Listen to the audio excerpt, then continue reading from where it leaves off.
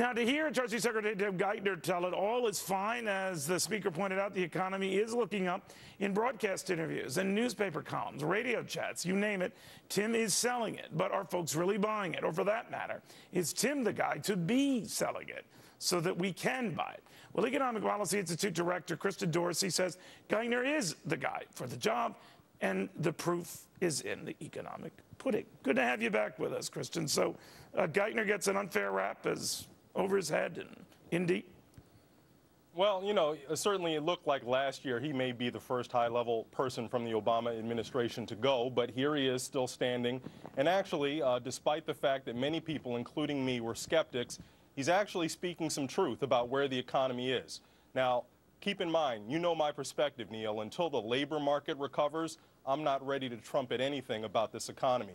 But Geithner's right. If we look at some necessary and important indicators, there has been some recovery and some elements of good news. And mostly see it in the corporate sector, which is awash in record profits. Yeah, and but banks, these guys are also sitting on $2 trillion in cash. I take no offense to Mr. Geithner or his New York Fed credentials, and, you know, he's a smart guy.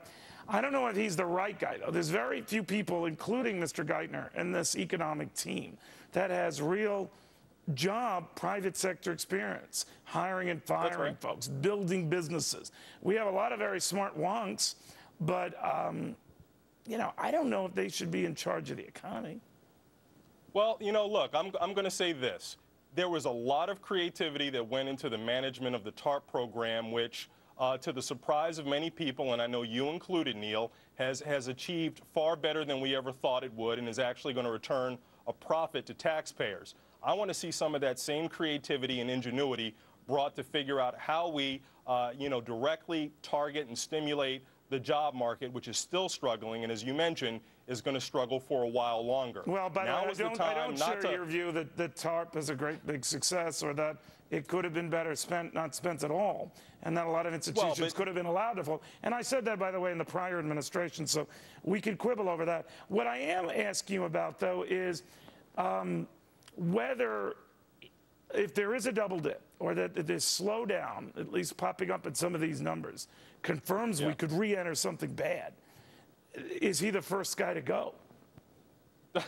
Well, I think if we hit a double-dip recession, a lot of people are in jeopardy, and that's no secret, and certainly Tim Geithner would probably be chief among them. But I don't think we're anywhere close to seeing that. I mean, for a double dip to occur, we'd have to see serious degradation in the housing market, and we'd have to just see things change dramatically.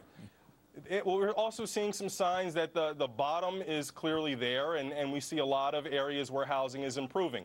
Neil, I'm not suggesting that things are great. You know I am very much an advocate that we do a lot more. Right. But let's not forget that the news is not all bad, and a lot of what Geithner has been responsible for has turned out, if not great, better than expected.